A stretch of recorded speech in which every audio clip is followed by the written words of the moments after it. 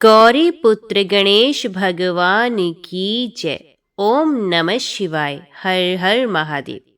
सूत जी कहते हैं, नारद जी के पूछने पर पार्वती के विवाह के विस्तृत प्रसंग को उपस्थित करते हेतु ब्रह्मा जी ने तारकासुर की उत्पत्ति, उसके उग्र तप, मनोवांछित वर प्राप्ति तथा देवता और असुर सबको जीतकर स्वयं इंद्र पद पर प्रतिष्ठित हो जाने की कथा सुनाई।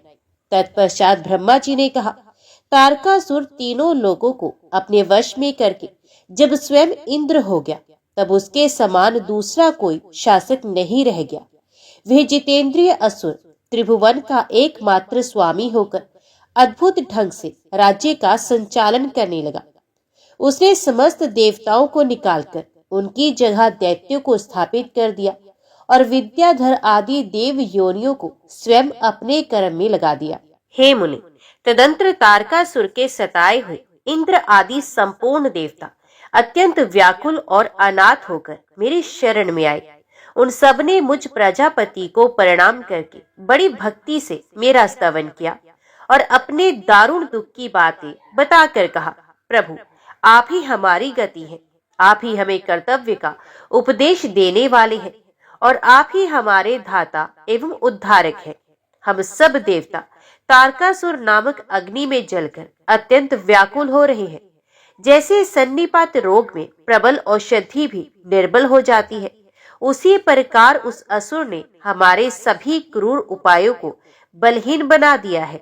भगवान विष्णु के सुदर्शन चक्र पर ही हमारी विजय की आशा अवलंबित रहती है, परंतु वे भी उसके कंठ पर कुंठित हो गया।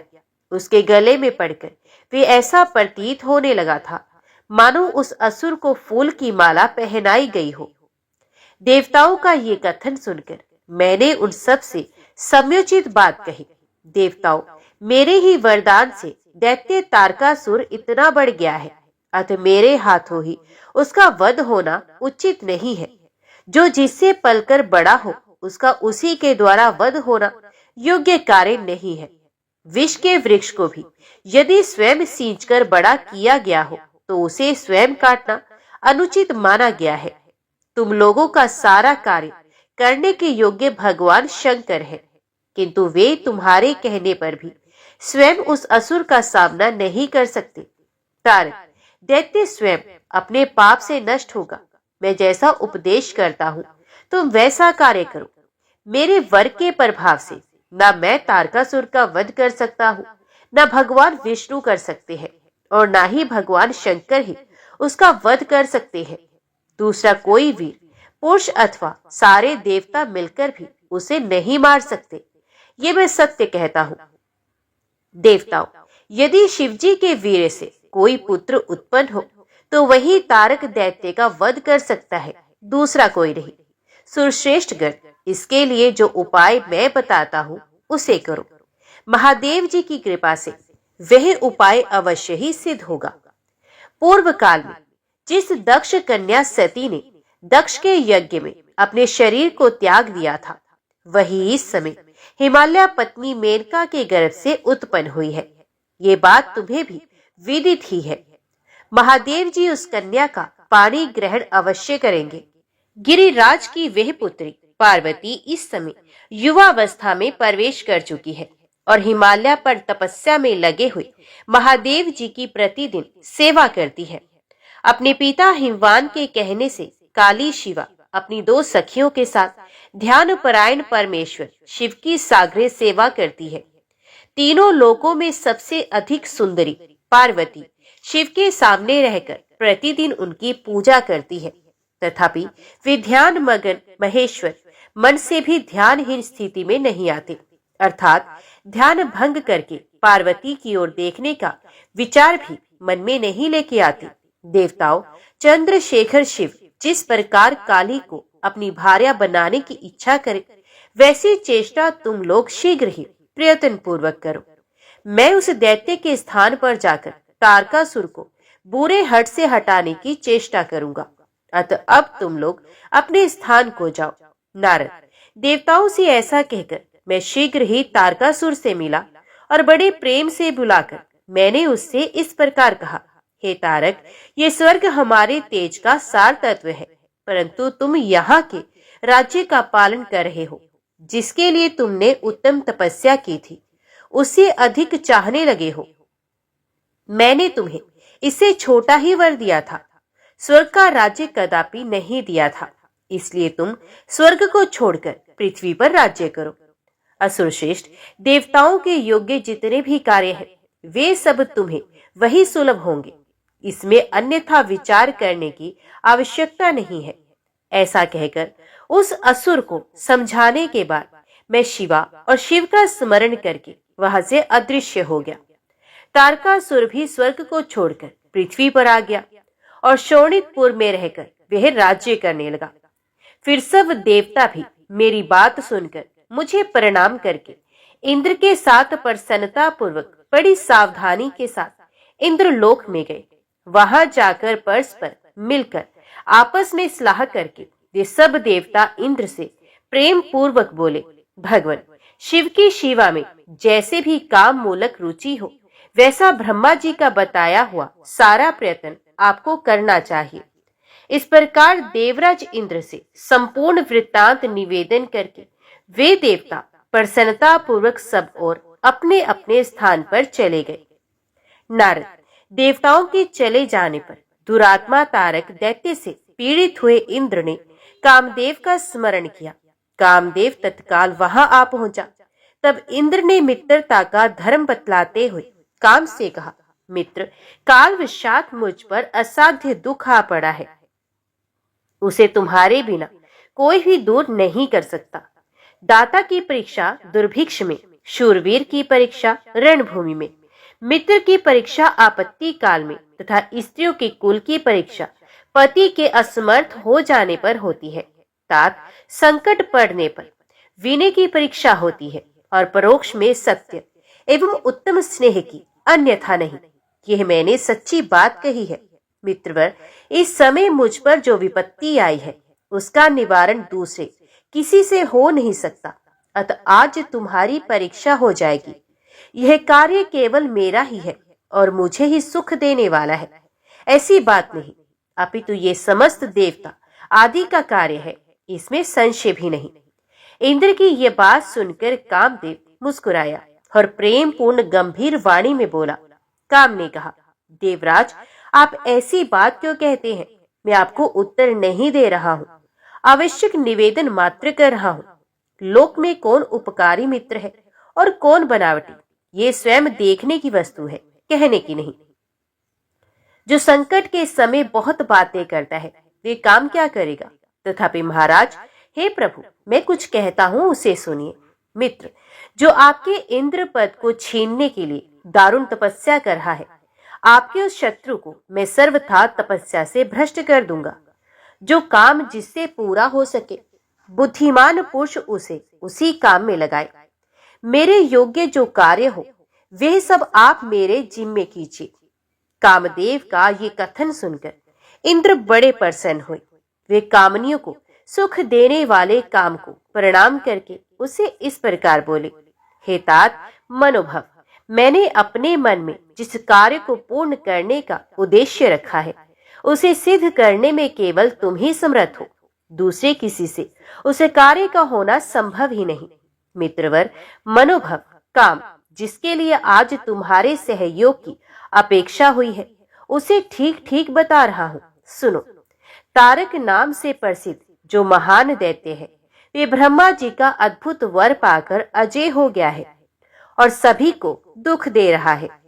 वह सारे संसार को पीड़ा दे रहा है।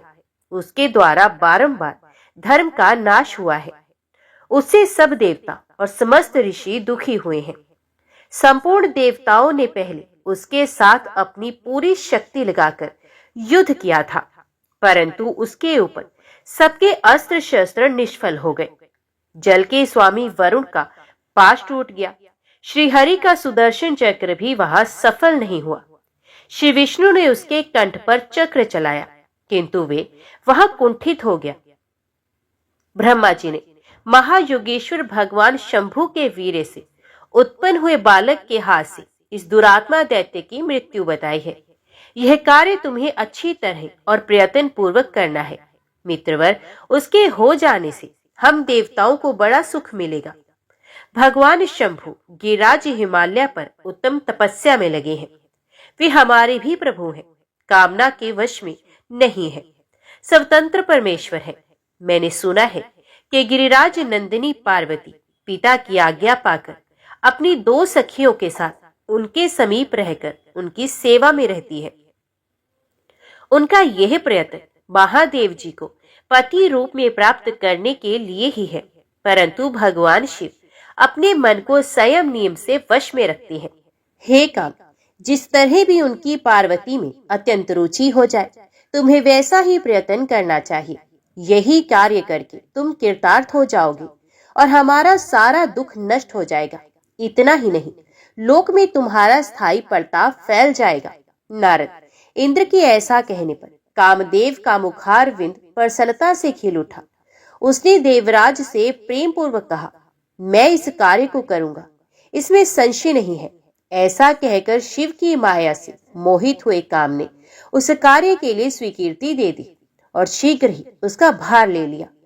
वह अपनी पत्नी रति और वसंत को साथ ले बड़ी प्रसन्नता के साथ उस स्थान पर गया जहां साक्षात योगीश्वर शिव उत्तम तपस्या कर रहे थे। मुने, काम अपने साथी वसंत आदि को लेकर वहां पहुंचा। उसने भगवान शिव पर अपने बाण चलाए। तब शंकर जी के मन में पार्वती के प्रति आकर्षण होने लगा और उनका धैर्य छूटने लगा। अपने धैर्य का ह्रास होता देख महायोगी महेश्वर अत्यंत विस्मित हो मन ही मन इस प्रकार चिंतन करने लगे। शिव बोले, मैं तो उत्तम तपस्या कर रहा था, उसे विघ्न कैसी आ गई? किस कुकर्मी ने यहाँ मेरे चित्त में विकार पैदा कर दिया? इस तरह विचार करके सतपुरुषों के आश्रयदाता महायोगी परमेश्वर शिव शंका युक्त हो संपूर्ण दिशाओं की ओर देखने लगे। इसी समय वाम भाग में बाण खींचे खड़े हुए काम पर उनकी दृष्टि पड़ी। वह मूर्छित मदन अपनी शक्ति के घमंड में आकर पुनः अपना बाण छोड़ना ही चाहता था। नारद, इस अवस्था में काम पर दृष्टि पड़ते ही परमात्मा गिरीश को तत्काल रोष चढ़ाया। मुने, उधर आकाश में बाण सहित धनुष लिए खड़े हुए काम ने भगवान शंकर पर अपना अमोघ अस्त्र छोड़ दिया, जिसका निवारण करना बहुत कठिन था। परंतु परमात्मा शिव पर वह अमोघ अस्त्र भी व्यर्थ हो गया। कुपित हुए परमेश्वर के पास जाते ही शांत हो गया। भगवान शिव पर अपने अस्त्र के व्यर्थ हो जाने पर काम को बड़ा भय हुआ। भगवान मृत्युंजय को सामने देखकर वे कांप उठा और इंद्र आदि समस्त देवताओं का स्मरण करने लगा। अपना प्रयास निष्फल हो जाने पर काम भय से व्याकुल हो उठा और मुनीश्वर कामदेव के स्मरण करने पर वे इंद्र आदि सब देवता वहां आ पहुंचे और शंभु को प्रणाम करके उनकी स्तुति करने लगे। देवता स्तुति कर ही रहे थे कि कुपित हुए भगवान हर के ललाट के मध्य भाग में स्थित तृतीय नेत्र से बड़ी भारी आग तत्काल प्रकट होकर निकली। उसकी ज्वालाएं ऊपर की ओर उठ रही थी। वे आग धू धू करके जलने लगी। उसकी प्रभा परले अग्नि के समान जान पड़ती थी। वे आग तुरंत ही आकाश में उछली और पृथ्वी पर गिरी, फिर अपने चारों ओर चक्कर काटती हुई धराशायिनी हो गई। साधु भगवान, क्षमा कीजिए, क्षमा कीजिए। यह बात जब तक देवताओं के मुख से निकली तब तक ही उस आग ने कामदेव को जलाकर भस्म कर दिया। उस वीर कामदेव के मारे जाने पर देवताओं को बड़ा दुख हुआ।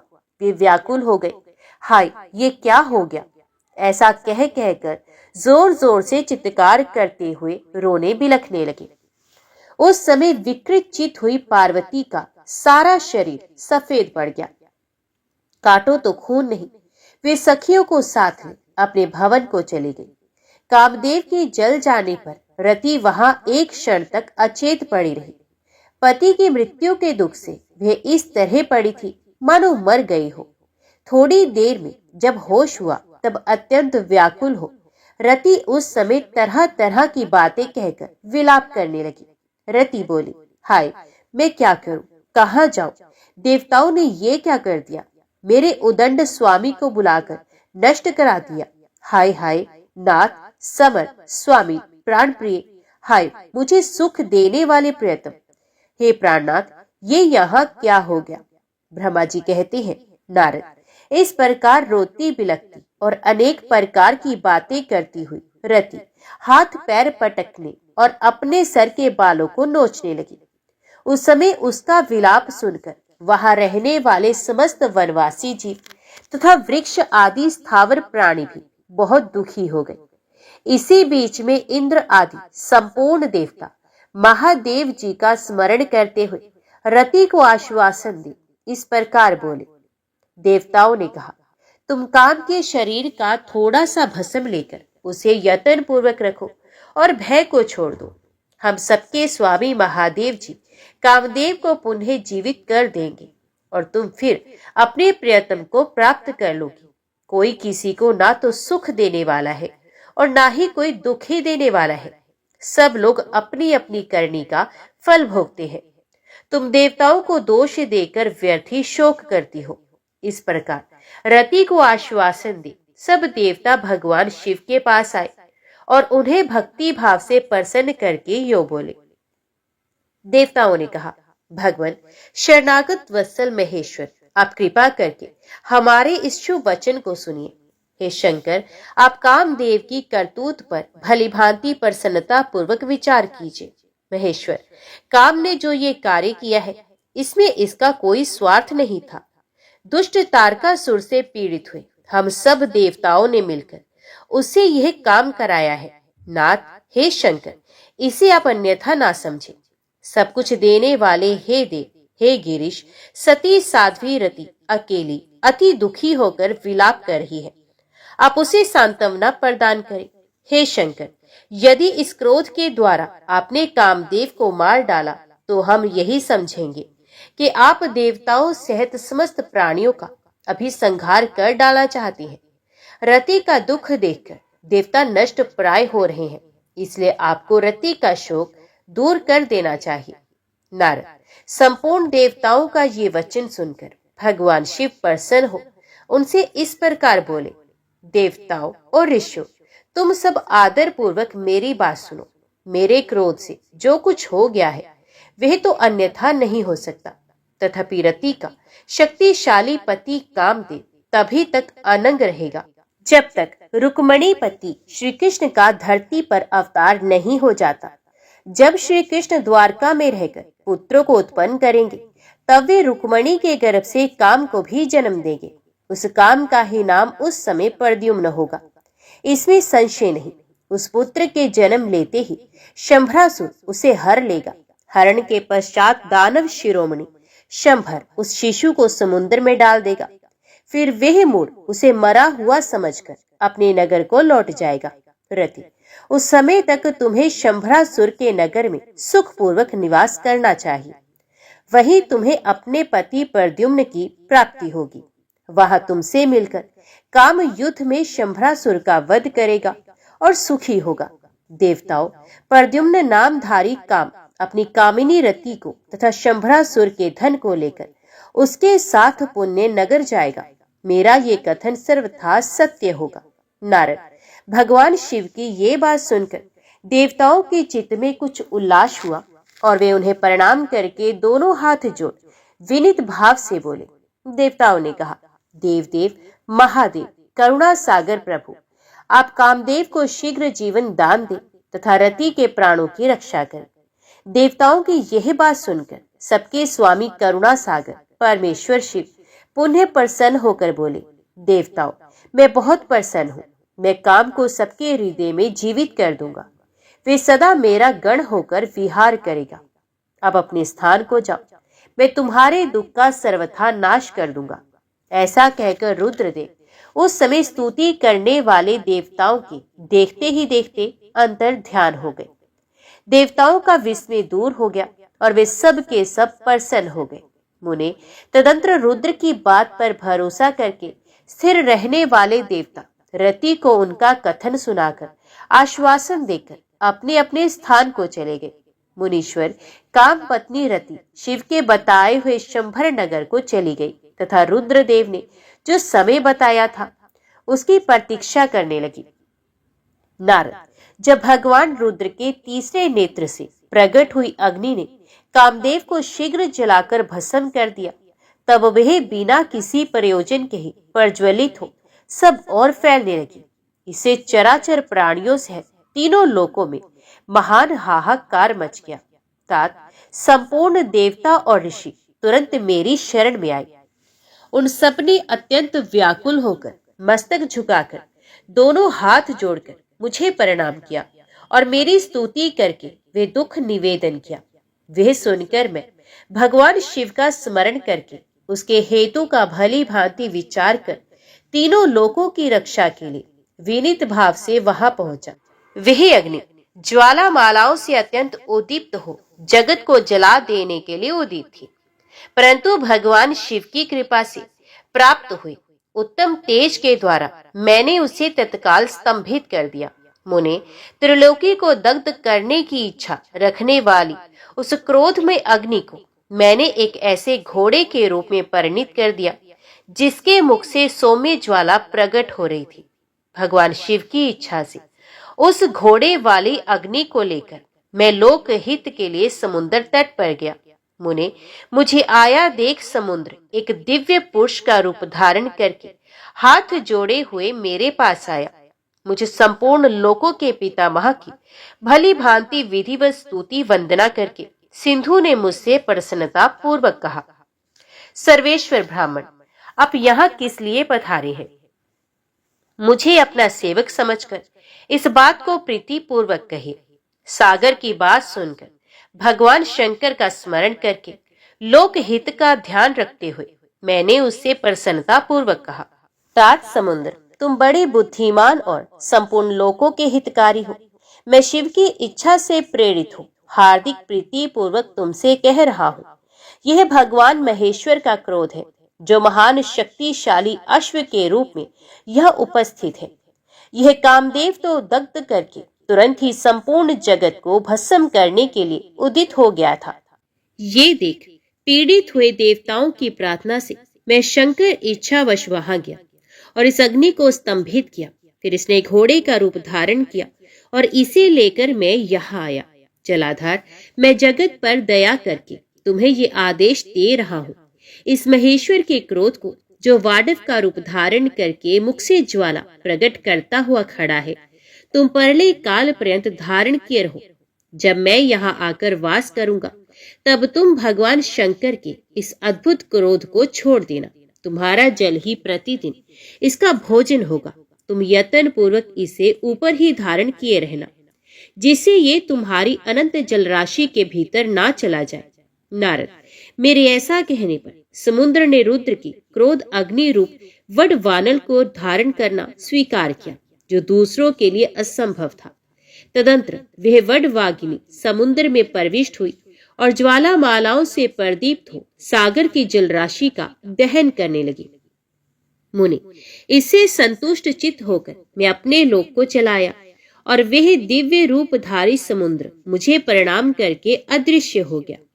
महामुनि, रुद्र की उस क्रोध अग्नि के भय से छूटकर संपूर्ण जगत स्वस्थता का अनुभव करने लगा और देवता तथा मुनि सुखी हो गए। नारद जी बोले, दयानिधे, मदन दहन के पश्चात गिरिराज नंदिनी पार्वती देवी ने क्या किया? वे अपनी दोनों सखियों के साथ कहाँ गई, ये सब मुझे बताइए। ब्रह्मा जी ने कहा, भगवान शंकर के नेत्र से उत्पन्न हुई आग ने जब कामदेव को दग्ध किया तब वहां महान अद्भुत शब्द प्रकट हुआ, जिससे सारा आकाश गूंज उठा। उस महान शब्द के साथ ही कामदेव को दग्ध हुआ देख भयभीत और व्याकुल हुई पार्वती दोनों सखियों के साथ अपने घर चली गई। उस शब्द से परिवार सहित हिमवान भी बड़े विस्मय में पड़ गए और वहां गई हुई अपनी पुत्री का स्मरण करके उन्हें बड़ा क्लेश हुआ। इतने में ही पार्वती दूर से आती हुई दिखाई दी। वे शंभु के विरह से रो रही थी। अपनी पुत्री को अत्यंत विवल हुई देख शैलराज हिमवान को बड़ा शोक हुआ और वे शीघ्र ही उसके पास जा पहुंचे। ये फिर हाथ से उसकी दोनों आंखें पोंछ कर बोले, शिवे, डरो मत, रो मत। ऐसा कहकर अचलेश्वर हिमवान ने अत्यंत विवल हुई पार्वती को शीघ्र ही गोद में ले लिया। उसे सांत्वना देते हुए वे अपने घर ले आए। कामदेव का दाह करके महादेव जी अदृश्य हो गए थे, अतः उनके विरह से पार्वती अत्यंत व्याकुल हो उठी थी। उन्हें कहीं भी सुख या शांति नहीं मिलती थी। पिता के घर जाकर जब वे अपनी माता से मिली, उस समय पार्वती शिवा ने अपना नया जन्म हुआ माना। वे अपने रूप की निंदा करने लगी और बोली, हाय, मैं मारी गई। सखियों के समझाने पर भी वे गिरिराज कुमारी कुछ समझ नहीं पाती थी। वे सोते जागते, खाते पीते, नहाते धोते, चलते फिरते और सखियों के बीच में खड़े होते समय भी कभी किंचित मात्र भी सुख का अनुभव नहीं करती थी। मेरे स्वरूप को तथा जन्म कर्म को भी धिक्कार है, ऐसा कहती हुई वे सदा महादेव जी की प्रत्येक चेष्टा का चिंतन करती थी। इस प्रकार पार्वती भगवान शिव के विरह से मन ही मन अत्यंत कलेश का अनुभव करती और किंचन मात्र भी सुख नहीं पाती थी। वे सदा शिव शिव का जप किया करती थी।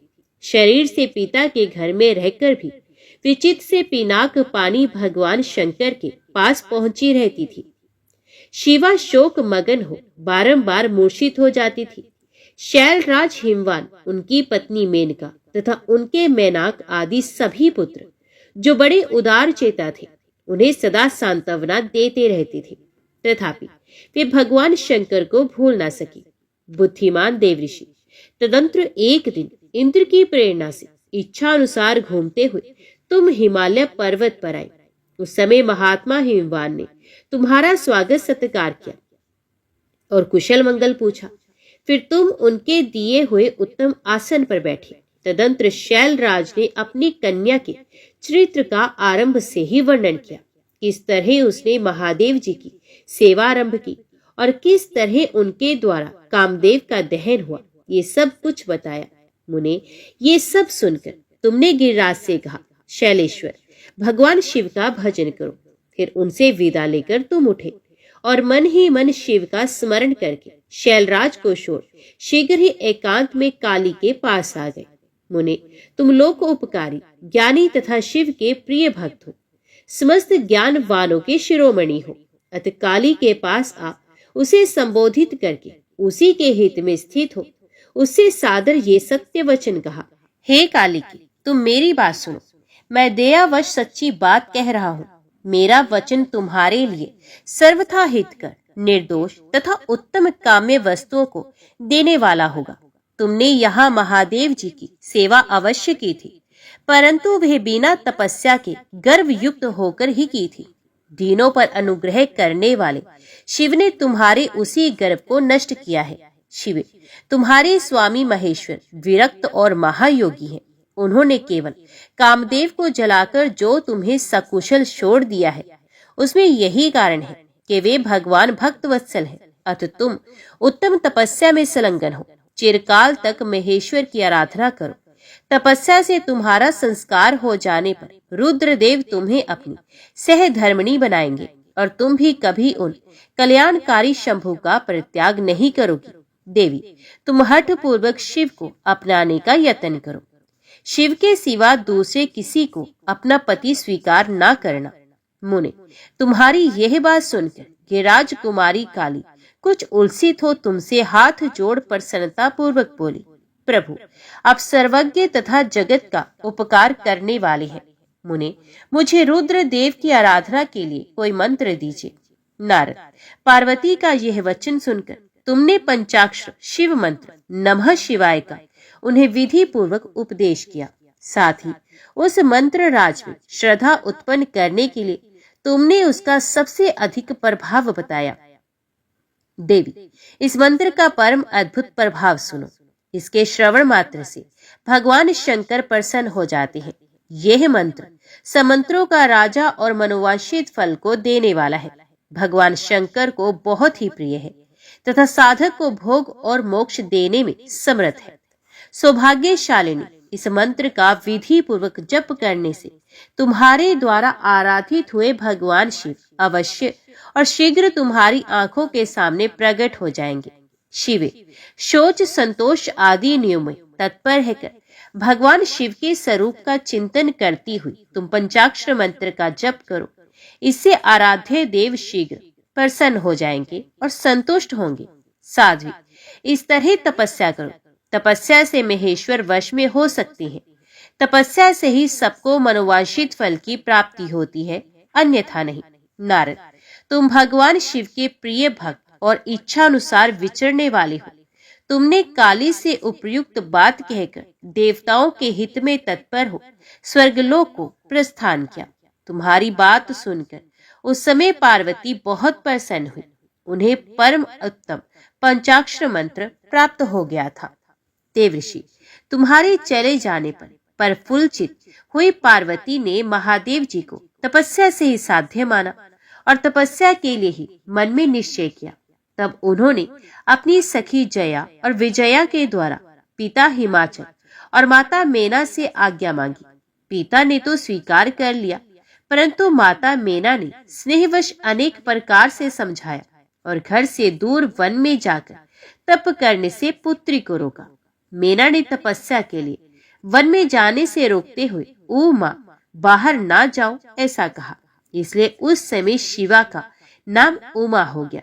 मुने, शैलराज की प्यारी पत्नी मेना ने रोकने से शिवा को दुखी हुई जान अपना विचार बदल दिया और पार्वती को तपस्या के लिए जाने की आज्ञा भी दे दी।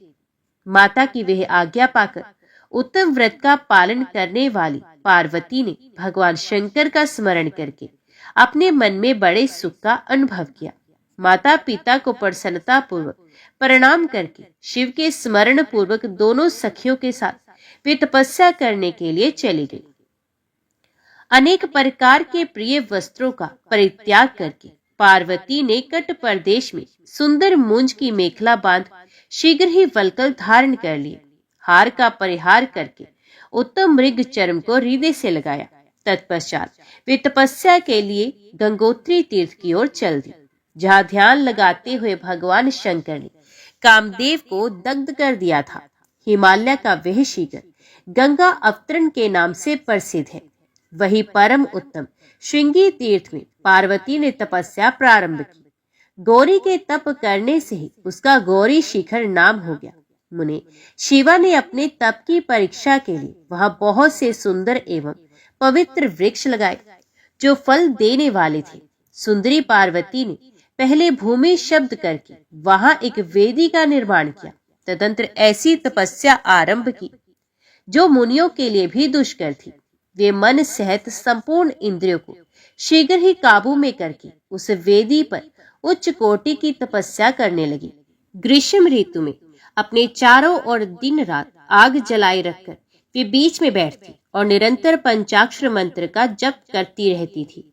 वर्षा ऋतु में वेदी पर सुस्थिर आसन से बैठकर अथवा किसी पत्थर की चट्टान पर ही आसन लगाकर वे निरंतर वर्षा की जलधारा से भीगती रहती थी। शीतकाल में निराहार रहकर भगवान शंकर के भजन में तत्पर हो वे सदा शीतल जल के भीतर खड़ी रहती तथा रात भर बर्फ की चट्टानों पर बैठा करती थी। इस प्रकार तप करती हुई पंचाक्षर मंत्र के जप में संलग्न हो शिवा संपूर्ण मनोवांछित फलों के दाता शिव का ध्यान करती थी। प्रतिदिन अवकाश मिलने पर वे सखियों के साथ अपने लगाए हुए वृक्षों को प्रसन्नता पूर्वक सींचती और वहां पधारे हुए अतिथि का आतिथ्य सत्कार भी करती थी। शुद्ध चित्त वाली पार्वती ने प्रचंड आंधी, कड़ाके की सर्दी, अनेक प्रकार की वर्षा तथा दुस्सह धूप का भी सेवन किया। उनके ऊपर वहां नाना प्रकार के दुख आए, परंतु उन्होंने उन सबको कुछ नहीं गिना। मुने, वे केवल शिव में मन लगाकर वहां सुस्थिर भाव से खड़ी या बैठी रहती थी। उनका पहला वर्ष फलाहार में बीता और दूसरा वर्ष उन्होंने केवल पत्ते चबाकर बिताया। इस तरह तपस्या करती हुई देवी पार्वती ने असंख्य वर्ष व्यतीत कर दिए। तदंतर हिमवान की पुत्री शिवा देवी पत्ते खाना भी छोड़कर सर्वथा निराहार रहने लगी, तो भी तप में उनका अनुराग बढ़ता ही गया।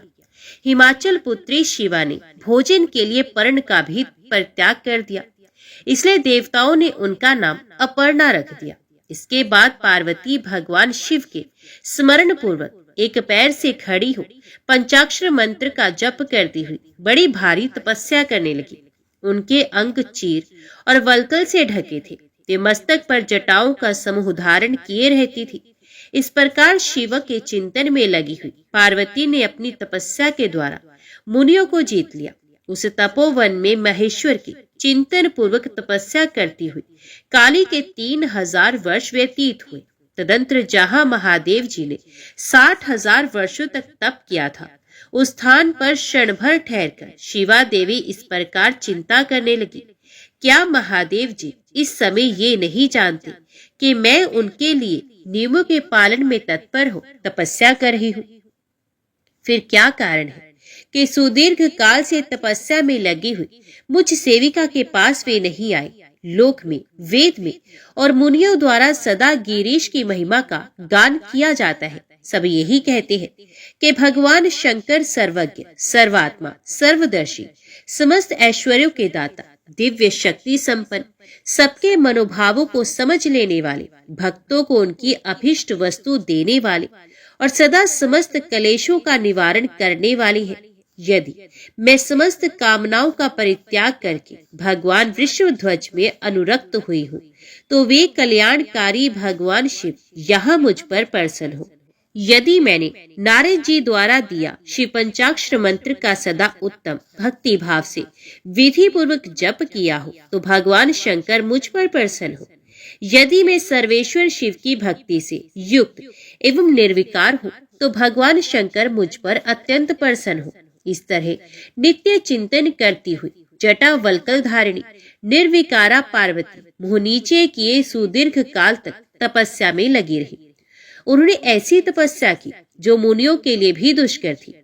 वहां उस तपस्या का स्मरण करके पुरुषों को बड़ा विस्मय हुआ। पार्वती की तपस्या का जो दूसरा प्रभाव पड़ा था, उसे भी इस समय सुनो। जगदम्बा पार्वती का वह महान तप परम आश्चर्यजनक था। जो स्वभावत एक दूसरे के विरोधी थे, ऐसे प्राणी भी उस आश्रम के पास जाकर उनकी तपस्या के प्रभाव से विरोध रहित हो जाते थे। सिंह और गौ आदि सदा राग आदि दोषों से संयुक्त रहने वाले पशु भी पार्वती के तप की महिमा से वहां परस्पर बाधा नहीं पहुंचाते थे। इनके अतिरिक्त जो स्वभावत एक दूसरे के वैरी है, वे चूहे, बिल्ली आदि दूसरे जीव भी उस आश्रम पर कभी रोष आदि विकारों से युक्त नहीं होते थे। वहां के सभी वृक्षों में सदा फल लगे रहते थे। भांति भांति के तृण और विचित्र पुष्प उस वन की शोभा बढ़ाते थे। वहां का सारा वन प्रांत कैलाश के समान हो गया। पार्वती के तप की सिद्धि का साकार रूप बन गया। मुनीश्वर शिव की प्राप्ति के लिए इस प्रकार तप करती हुई पार्वती के बहुत वर्ष व्यतीत हुए, तो भी भगवान शंकर प्रकट नहीं हुए। तब हिमाचल, मैना, मेरु और मंदराचल आदि ने आकर पार्वती को समझाया और शिव की प्राप्ति को अत्यंत दुष्कर बताकर उनसे ये अनुरोध किया कि तुम तपस्या छोड़कर घर लौट चलो। तब उन सबकी बात को सुनकर पार्वती ने कहा, पिताजी, माताजी तथा मेरे सभी बांधव, मैंने पहले जो बात कही थी उसे क्या आप लोगों ने भुला दिया है? अस्तु, इस समय भी मेरी जो प्रतिज्ञा है उसे भी आप लोग सुने। जिन्होंने रोज से कामदेव को जलाकर भस्म कर दिया है, वे महादेव जी यद्यपि विरक्त है, तो भी मैं अपनी तपस्या से और भक्त वत्सल भगवान शंकर को अवश्य संतुष्ट करूंगी। आप सब लोग प्रसन्नता पूर्वक अपने अपने घर को जाएं। महादेव जी संतुष्ट होंगे ही, इसमें अन्यथा विचार की आवश्यकता नहीं। जिन्होंने कामदेव को जलाया है, जिन्होंने इस पर्वत के वन को भी जलाकर भस्म कर दिया है, और भगवान शंकर को मैं केवल तपस्या से ही यहाँ बुलाऊंगी। आप यही जान लें कि महान तपोबल से ही भगवान सदाशिव की सेवा सुलभ हो सकती है। यह मैं आप लोगों से सत्य सत्य कहती हूँ। सुमधुर भाषण करने वाली पर्वत राजकुमारी शिवा, माता मेनका, भाई मेनाक, पिता हिमालय और मंदराचल आदि से उपयुक्त बात कहकर शीघ्र ही चुप हो गई। शिवा के ऐसा कहने पर वे चतुर चालाक पर्वत, गिरिराज, सुमेरु आदि गिरिजा की बारंबार प्रशंसा करते हुए अत्यंत विस्मित हो जैसे आए थे वैसे ही लौट गए। उन सबके चले जाने पर सखियों से घिरी हुई पार्वती मन में यथार्थ निश्चय करके पहले से भी अधिक उग्र तपस्या करने लगी। मुनिश्रेष्ठ, देवताओं, असुरों, मनुष्यों और चराचर प्राणियों से समस्त त्रिलोकी उस महती तपस्या से संतप्त हो उठी। उस समय समस्त देवता, असुर, यक्ष, किन्नर, चारण, सिद्ध, साध्य, मुनि, विद्याधर, बड़े बड़े नाग, प्रजापति, गुहक तथा अन्य लोग महान से महान कष्ट में पड़ गए, परंतु इसका कोई कारण उनकी समझ में नहीं आया। तब इंद्र आदि सब देवता मिलकर गुरु बृहस्पति से सलाह ले बड़ी विवलता के साथ सुमेरु पर्वत पर मुझ विधाता की शरण में आए। उस समय उनके सारे अंग संतप्त हो रहे थे। वहां आ मुझे प्रणाम कर उन सभी व्याकुल और कांतिहीन देवताओं ने मेरी स्तुति करके एक साथ ही मुझसे पूछा, प्रभु, जगत के संतप्त होने का क्या कारण है? उनका यह प्रश्न सुनकर मन ही मन शिव का स्मरण करके विचार पूर्वक मैंने सब कुछ जान लिया। इस समय विश्व में जो दाह उत्पन्न हो गया है वे गिरजा की तपस्या का फल है। यह जानकर मैं उन सबके साथ शीघ्र ही क्षीर सागर को चला गया। वहां जाने का उद्देश्य भगवान विष्णु से सब कुछ बताना था। वहां पहुंचकर देखा भगवान श्री हरि सुखद आसन पर विराजमान है। देवताओं के साथ मैंने हाथ जोड़कर प्रणाम पूर्वक उनकी स्तुति की और कहा, महाविष्णु, तपस्या में लगी हुई पार्वती के परम उग्र तपस्या संतप्त हो हम सब लोग आपकी शरण में आए हैं। आप हमें बचाइए, हमें बचाइए। हम सब देवताओं की यह बात सुनकर शेष शैया पर बैठे हुए भगवान लक्ष्मीपति हमसे बोले, देवताओं, मैंने आज पार्वती जी की तपस्या का सारा कारण जान लिया है। अतः तुम लोगों के साथ अब परमेश्वर शिव के समीप चलता हूँ। हम सब लोग मिलकर ये प्रार्थना करेंगे कि वे गिरजा को ब्याह कर अपने यहाँ ले आए। इस समय समस्त संसार के कल्याण के लिए भगवान से शिवा के पाणी ग्रहण के लिए अनुरोध करना है। देवादिदेव पिनाकधारी भगवान शिव शिवा को वर देने के लिए जैसे भी वहीं उनके आश्रम पर जाए। इस समय हम वैसा ही प्रयत्न करेंगे। अतः परम मंगल में महाप्रभु रुद्र जहाँ उग्र तपस्या में लगे हुए हैं वहीं हम सब लोग चलते हैं। भगवान विष्णु की यह बात सुनकर समस्त देवता आदि हठी, क्रोधी और जलाने के लिए उदित रहने वाले प्रलयंकार रुद्र से अत्यंत भयभीत होकर बोले। देवताओं ने कहा, भगवान, जो महाभयंकर कालग्नि के समान दीप्तिमान और भयानक नेत्रों से युक्त है, उन रोष भरे महाप्रभु रुद्र के पास हम लोग नहीं जा सकेंगे, क्योंकि जैसे पहले उन्होंने कुपित हो दुर्जय काम को भी जला दिया था, उसी प्रकार वे हमें भी दग्ध कर डालेंगे, इसमें संशय नहीं है। मुने, इंद्रादि देवताओं की बात सुनकर लक्ष्मीपति श्रीहरि ने उन सबको सांत्वना देते हुए कहा, हे देवताओं, तुम सब लोग प्रेम और आदर के साथ मेरी बात सुनो। भगवान शिव देवताओं के स्वामी तथा उनके भय का नाश करने वाले हैं। वे तुम्हें दग्ध नहीं करेंगे। तुम सब लोग बड़े चतुर हो, अतः तुम्हें शंभु को कल्याणकारी मानकर हमारे साथ सबके उत्तम प्रभु उन महादेव जी की शरण में चलना चाहिए। भगवान शिव पुराण पुरुष, सर्वेश्वर, वर्णीय, परात्पर, तपस्वी और परमात्म स्वरूप है। अतः हमें उनकी शरण में अवश्य चलना चाहिए। प्रभावशाली विष्णु के ऐसा कहने पर सब देवता उनके साथ पिनाक पाणी शिव का दर्शन करने के लिए गए। मार्ग में पार्वती का आश्रम पहले पड़ता था, अतः उन गिरिराज नंदिनी की तपस्या देखने के लिए विष्णु आदि सब देवता कौतूहल पूर्वक उनके आश्रम पर गए। पार्वती के श्रेष्ठ तप को देखकर सब देवता उनके उत्तम तेज से व्याप्त हो गए। उन्होंने तपस्या में लगी हुई उन तेजों में जगदम्बा को नमस्कार किया और साक्षात सिद्ध स्वरूपा शिवा देवी के तप की भूरी भूरी प्रशंसा करते हुए वे सब देवता उस स्थान पर गए जहां भगवान वृषभध्वज विराजमान थे। वहां पहुंचकर सब देवताओं ने पहले तुम्हें उनके पास भेजा और स्वयं वे मदन दहनकारी भगवान हर से दूर ही खड़े रहे। वे वहीं से ये देखते रहे कि भगवान शिव कुपित है या प्रसन्न। नारद, तुम तो सदा निर्भय रहने वाले और विशेष शिव के भक्त हो, अतः तुमने भगवान शिव के स्थान पर जाकर उन्हें सर्वथा प्रसन्न किया। फिर वहां से लौटकर तुम श्री विष्णु आदि सब देवताओं को भगवान शिव के स्थान पर ले गए। वहां पहुंचकर विष्णु आदि सब देवताओं ने देखा भक्तवत्सल भगवान शिव सुखपूर्वक प्रसन्न मुद्रा में बैठे हैं। अपने गणों से घिरे हुए शंभु तपस्वी का रूप धारण किए योग पट्ट पर आसीन थे। उन परमेश्वर रूपी शंकर का दर्शन करके मेरे सहित श्री विष्णु तथा अन्य देवताओं, सिद्धों और मुनीश्वरों ने उन्हें प्रणाम करके वेदों और उपनिषदों के सूत्रों द्वारा उनका स्तवन किया। ओम नमः शिवाय, हर हर महादेव। आगे की कथा आप अगले अध्याय में सुनेंगे।